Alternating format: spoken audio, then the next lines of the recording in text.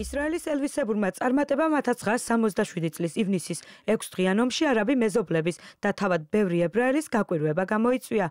მიმომხილველთა უმეტესობა თანხმდება, რომ 6-დღიანმა ომმა შეცვალა არაბ-ისრაელის კონფლიქტი, ასევე განაპირობა ამერიკის მტკიცე და განგრძობადი მხარდაჭერა ისრაელისადმი. ისრაელის პასუხის შედეგად არსებული ძალების უკან დახევამ და თელ-ავივის მიერ ტერიტორიის დაკავებამ ისრაელს მოლაპარაკებებში დამატებითი ბერკეტი მისცა, რომელიც მას აქამდე არ გააჩნდა. 1967 წლის ომის დროს ისრაელის მიერ სინაის დაკავების პირდაპირი შედეგი იყო ეგვიპტისა და ისრაელის სამშვიდობო ხელშეკრულება.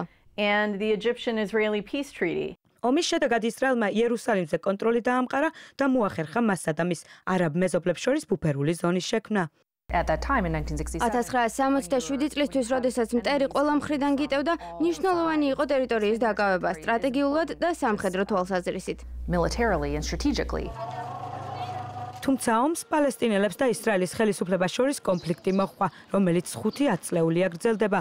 კონფლიქტის ორივე მხარე საკუთარ სახელმწიფოსა და დამოუკიდებლობაზე აპელირებს. ამ წლების მანძილზე პალესტინელების და ებრაელთა ორი თაობა ერთმანეთისგან ფიზიკურად და ფსიქოლოგიურად არის გათიშული.